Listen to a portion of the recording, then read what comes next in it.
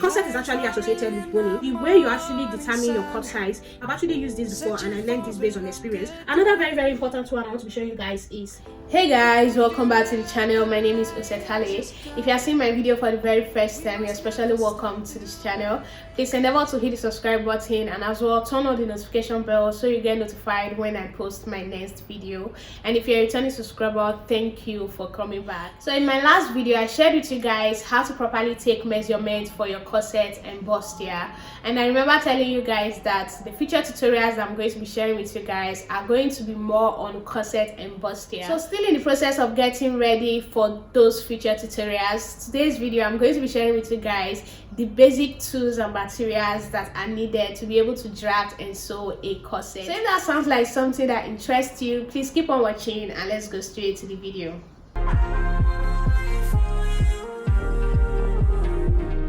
Welcome back guys.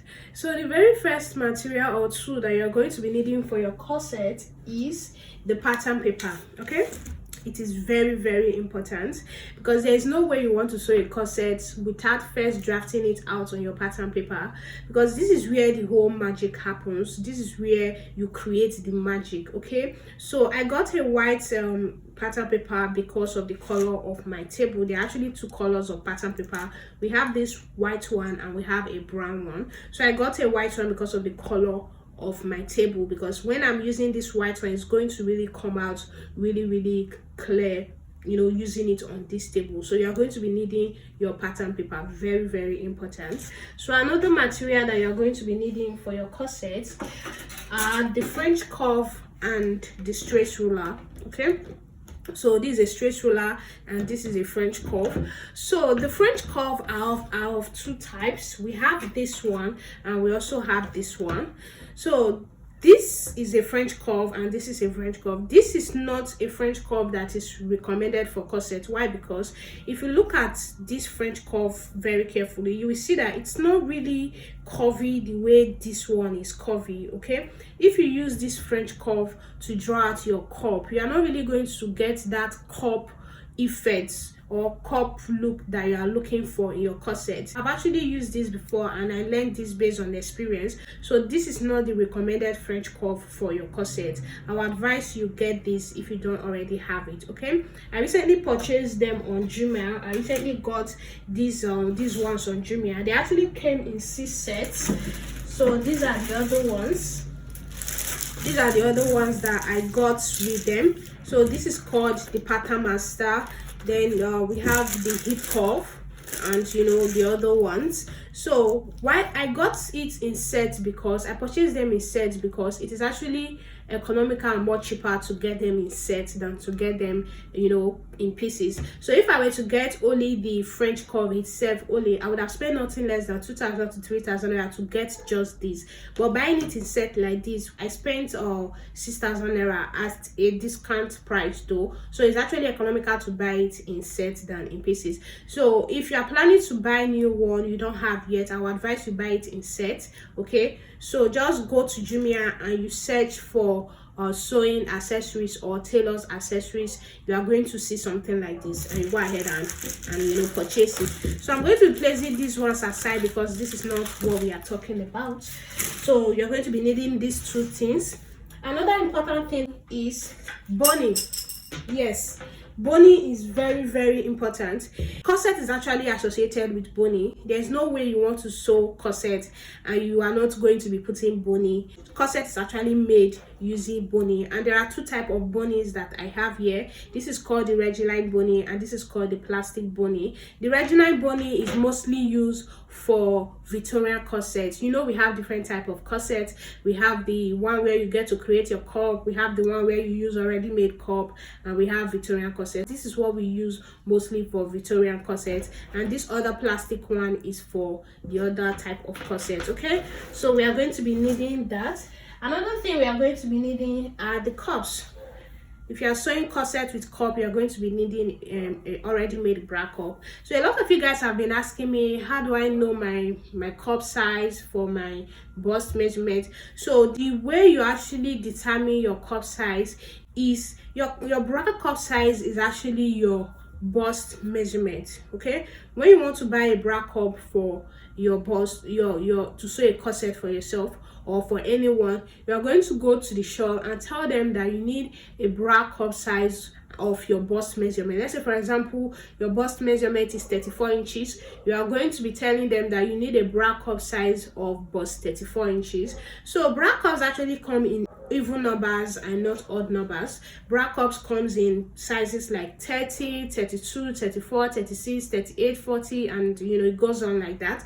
But you can't see a bra cup of size 31, 33, 35, 37. It's not possible. So a situation whereby you are someone of bust 33 inches, you are going to go ahead to buy a bra cup of bust 34 inches. Okay, I would advise you get a bra cup that is 1 inch bigger than your bust measurement instead of getting a bra cup that is 1 inch smaller than your bust measurement. Okay, another way of determining bra cups is you look at your boobs. There are a lot of people, or some people actually have bigger boobs than their normal bust measurement. For example, someone of bust 34 inches can actually have boobs that is bigger than a normal bust 34 inches person. So when you are going to be buying a bra cup for someone like that, you are going to go for a bra cup that is at least 2 inches bigger than your bust measurement. Let's say for example size bust 34, and I want to buy a bra cup and I realize that my boobs are a little bit bigger than the normal 34 inches person. I'm going to go ahead and buy bra cup for bust 36 inches so that my boobs will actually be able to sit inside,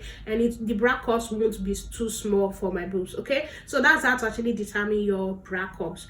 Another very important one I want to be showing you guys is the tailor's ham.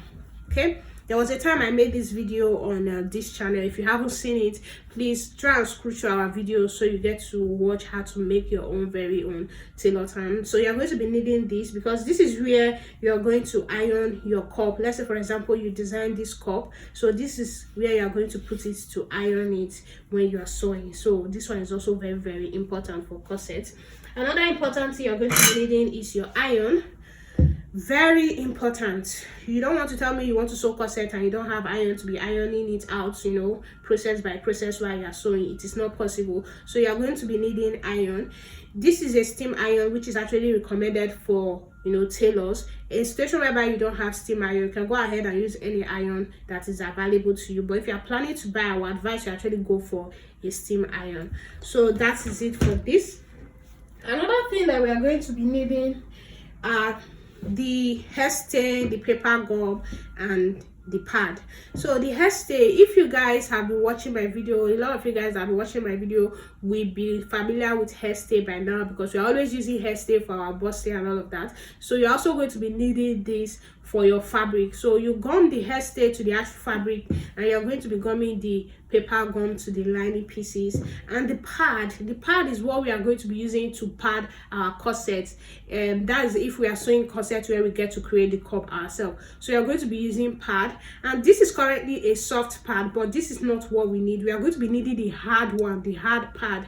So if you are going to be buying a pad in market, you tell them that you need the hard one, the hardest one actually. So that's what you're going to tell them you need. I currently don't have the hard one, so that's why I'm using the soft one to illustrate with you guys. Please don't get the soft one. The hard one is what we need. Okay, so that's it for this.